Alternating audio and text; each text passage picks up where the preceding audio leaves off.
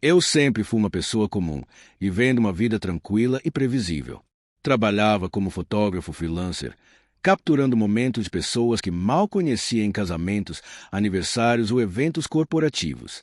Meu apartamento no centro da cidade era pequeno, mas suficiente para mim. Não tinha luxos, mas também não precisava deles.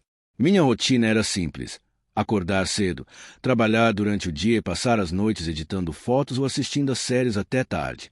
Era uma vida monótona, mas segura. Ou pelo menos era isso que eu pensava. Tudo começou em uma manhã aparentemente normal, dessas que você nem se lembra depois de alguns dias. Acordei com o som irritante do meu celular vibrando na mesinha de cabeceira. Pisquei algumas vezes, tentando me livrar do sono pesado, e peguei o aparelho. No visor, havia uma mensagem de um número desconhecido. Eles estão te observando. Minha primeira reação foi rir. Que tipo de brincadeira é essa? Pensei, esfregando os olhos. Talvez fosse algum amigo querendo me assustar ou algum golpe digital. Ignorei a mensagem e segui com meu dia, achando que aquilo não passava de uma coincidência boba. Mas algo dentro de mim ficou incomodado. Não conseguia parar de pensar naquelas palavras.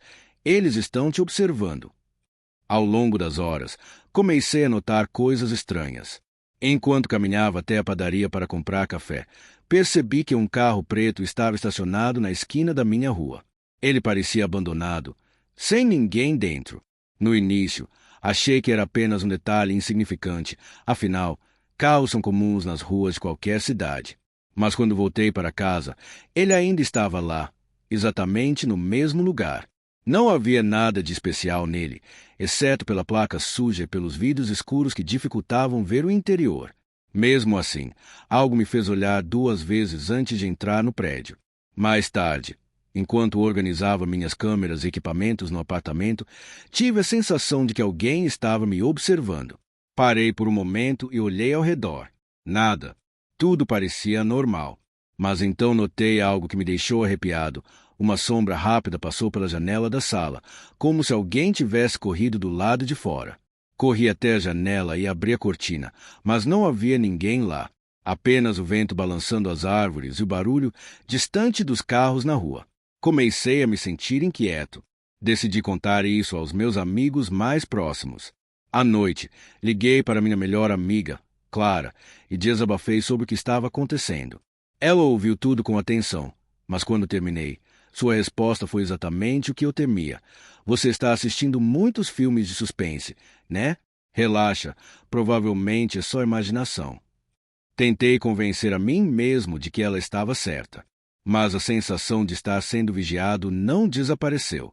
Naquela mesma noite, enquanto voltava para casa após um trabalho, reparei em um homem parado do outro lado da rua, encostado em um poste. Ele usava um capuz que cobria parte do rosto e parecia estar olhando diretamente para mim. Congelei por um instante, mas quando pisquei, ele já não estava mais lá. Balancei a cabeça, tentando me convencer de que era paranoia, mas o desconforto continuava crescendo.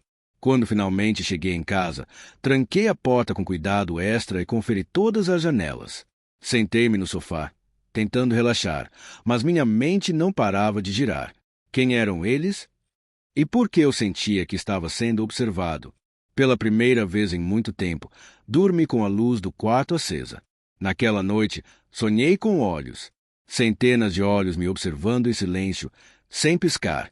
Quando acordei, suado e ofegante, soube que aquilo não era apenas uma coincidência.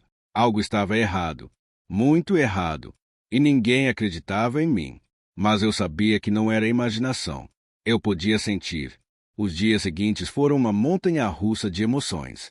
Eu tentava me convencer de que tudo não passava de um excesso de imaginação, mas as mensagens continuavam chegando. Cada uma delas era como uma pequena faísca que incendiava ainda mais o medo dentro de mim.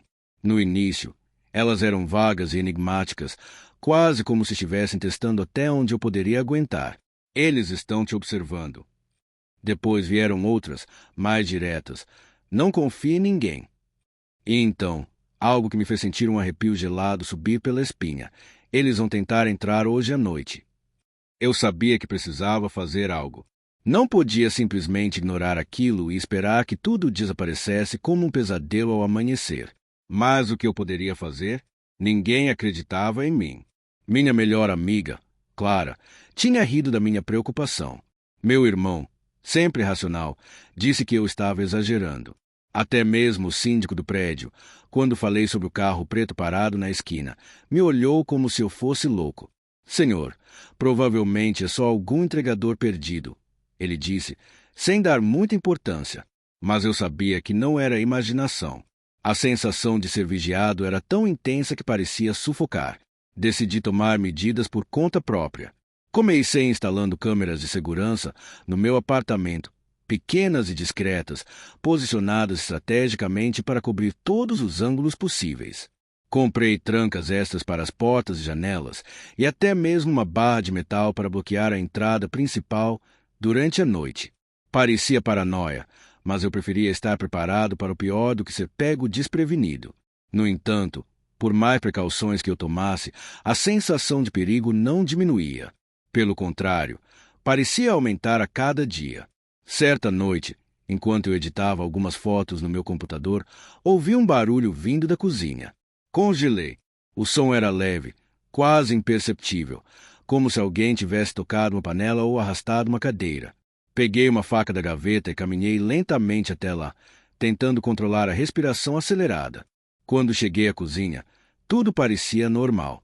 Nenhuma panela fora do lugar, nenhuma cadeira movida. Talvez fosse apenas o vento ou alguma vibração do prédio. Ou talvez não. Voltei para a sala, ainda com a faca na mão, e decidi conferir as gravações das câmeras. Foi então que percebi algo que me deixou gelado. Uma das câmeras instaladas no corredor do prédio mostrava uma figura encapuzada rondando o local durante a madrugada. Era impossível distinguir seu rosto, o capuz cobria quase completamente sua cabeça e a iluminação fraca do corredor dificultava ainda mais a identificação. Mas havia algo inconfundível na maneira como ele andava, devagar, cuidadosamente, como se estivesse procurando algo ou alguém. Mostrei o vídeo ao síndico no dia seguinte, esperando que ele finalmente levasse a sério minhas preocupações. Mas, para minha frustração, ele apenas balançou a cabeça. Deve ser algum entregador perdido, ele repetiu, como se aquela explicação resolvesse tudo. Vou pedir para os seguranças ficarem de olho, mas não vejo nada de anormal aqui. Aquela resposta foi como um soco no estômago. Eu sabia que eles não acreditavam em mim, mas ouvir aquelas palavras novamente foi devastador. Voltei para casa sentindo-me mais isolado do que nunca. Era como se eu estivesse preso em um pesadelo do qual ninguém mais conseguia ver ou entender. Naquela noite, enquanto tentava dormir, recebi outra mensagem. Desta vez, ela era diferente das outras. Não era apenas uma frase enigmática, mas uma instrução clara. Olhe debaixo do seu colchão. Meu coração disparou. Por um momento, considerei ignorar a mensagem, mas a curiosidade, e talvez um pouco de desespero, falou mais alto. Levantei-me da cama e puxei o colchão com cuidado. Lá, escondido entre a armação e o tecido, havia um envelope lacrado. Minhas mãos tremiam enquanto eu o abria. Dentro dele, encontrei uma série de fotos. Fotos minhas, tiradas nos últimos dias, em lugares onde eu achava que estava sozinho. Havia uma de mim saindo do prédio pela manhã, outra de mim caminhando pela rua à noite, e até mesmo uma que mostrava claramente o interior do meu apartamento, como se alguém tivesse entrado sem que eu percebesse. Em uma das imagens, eu estava sentado no sofá, distraído com o celular, sem notar que estava sendo observado. Senti um nó na garganta. Aquilo não era paranoia. Alguém realmente estava me vigiando. E não eram apenas olhares casuais. Era algo planejado, meticuloso. Quem quer que fosse, sabia exatamente onde eu estava e o que eu estava fazendo. Mas quem eram eles? E por que estavam fazendo isso? Decidi que precisava de ajuda profissional. No dia seguinte, fui à delegacia mais próxima e relatei tudo. As mensagens, as fotos, as câmeras desligadas, o carro preto na esquina. Expliquei detalhadamente cada evento, tentando transmitir a gravidade da situação. Mas o policial que me atendeu não pareceu muito impressionado. Ele me olhou com uma expressão que oscilava entre ceticismo e impaciência. Senhor, precisamos de provas concretas para agir, ele disse, folheando distraidamente as fotos que eu havia levado. Sem evidências, não podemos fazer nada. Frustrado, voltei para casa com as mesmas perguntas martelando na minha cabeça. Quem eram essas pessoas? O que elas queriam comigo? E, mais importante, por que ninguém acreditava em mim? Aquela noite foi uma das mais longas da minha vida. Eu mal consegui dormir, alternando entre vigília e cochilos breves e inquietos. Cada som, por menor que fosse, me fazia saltar da cama.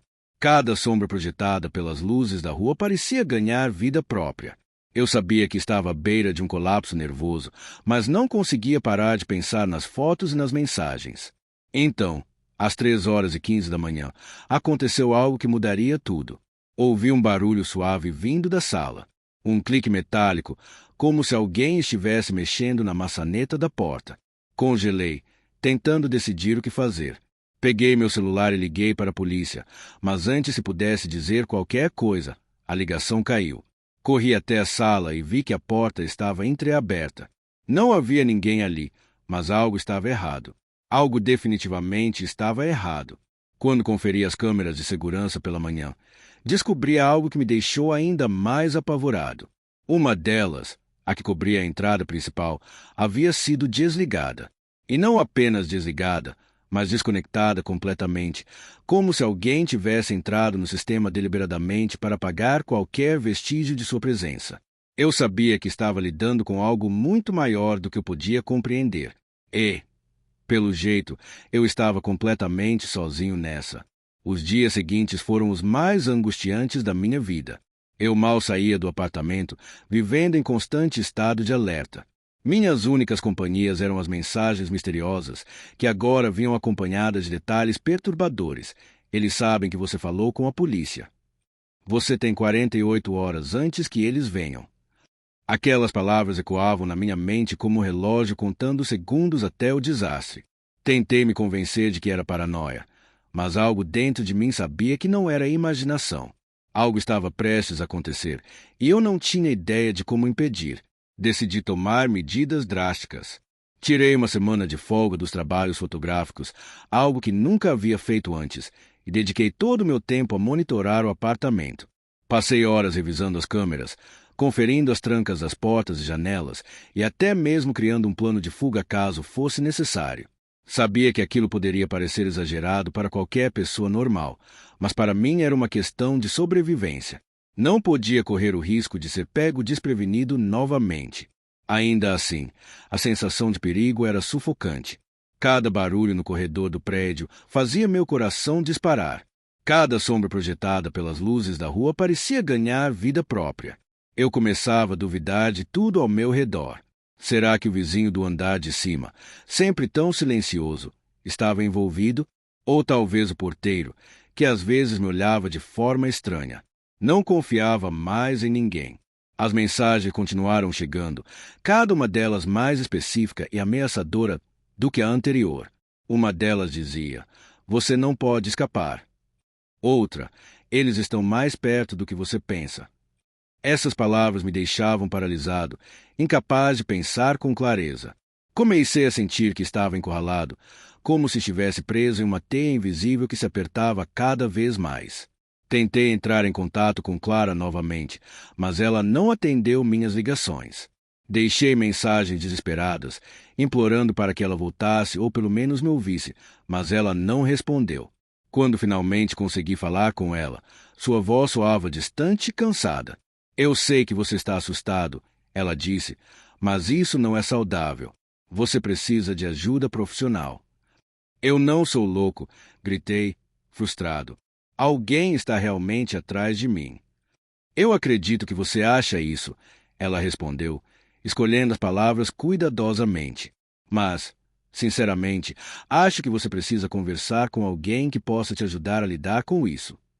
Sua resposta foi como um golpe no estômago. Mesmo Clara, minha melhor amiga, achava que eu estava perdendo a cabeça.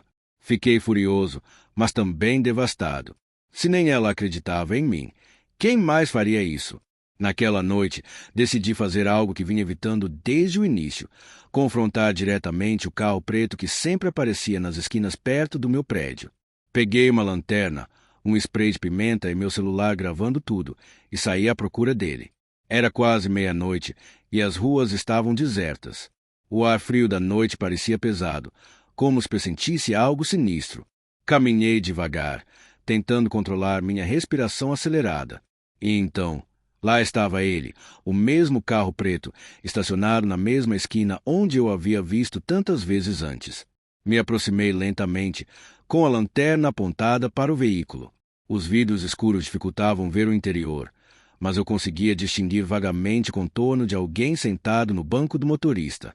Meu coração batia tão forte que parecia que ia explodir.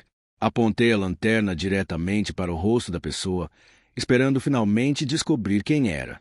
Mas, quando cheguei mais perto, percebi que o carro estava vazio. Completamente vazio.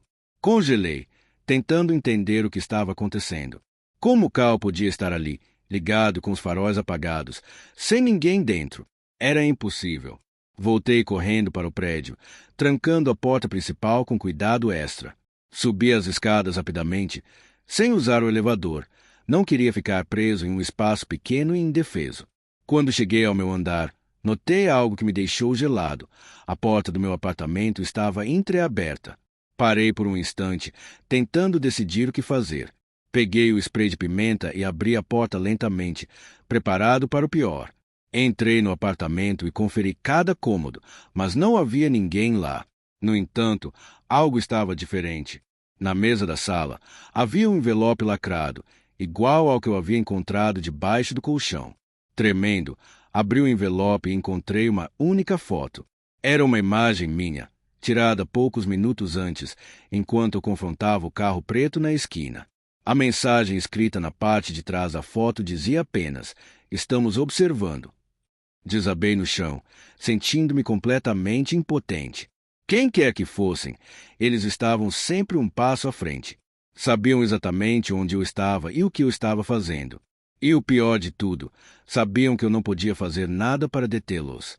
Nos dias que se seguiram, tentei manter a calma, mas era impossível. Minha mente estava em constante estado de alerta, analisando cada som, cada movimento, cada sombra. As mensagens continuaram chegando, cada uma delas mais cruel do que a anterior. Uma delas dizia: "Não há para onde correr." Outra: "Você deveria ter ficado quieto." Finalmente, chegou a noite fatídica. Era tarde, quase 2 horas da manhã, e eu estava sentado no sofá, com as câmeras ligadas e o spray de pimenta ao alcance da mão. Estava exausto, mas sabia que não podia dormir. Então, ouvi algo que me fez saltar da cadeira. Passos, vindos do corredor do prédio. Congelei, tentando decidir o que fazer. Peguei meu celular e liguei para a polícia, mas antes que pudesse dizer qualquer coisa, a ligação caiu. Corri até a porta e espiei pelo olho mágico. Vi 2 figuras encapuzadas paradas do lado de fora, imóveis. Elas não tocaram a campainha, não bateram na porta. Apenas ficaram lá, como se soubessem que eu estava observando. Então, ouvi um clique metálico vindo da maçaneta. Alguém estava tentando abrir a porta. Travei a respiração, segurando o spray de pimenta com força. A maçaneta girou lentamente e a porta começou a se abrir. Antes que eu pudesse reagir, tudo ficou escuro. Quando acordei, estava em um quarto branco, cercado por médicos e enfermeiras. Segundo eles, eu tinha sido encontrado inconsciente no meu apartamento, com sinais de trauma físico e psicológico. Não me lembrava de nada depois daquela noite. Quando acordei, estava em um quarto branco e estéril, cercado por médicos e enfermeiras que pareciam mais preocupados comigo do que eu mesmo. Minha cabeça latejava e minha visão estava turva.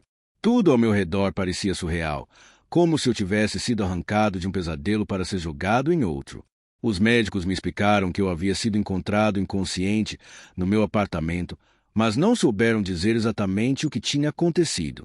"Você teve sorte", disse um deles, enquanto ajustava uma bolsa de soro conectada ao meu braço.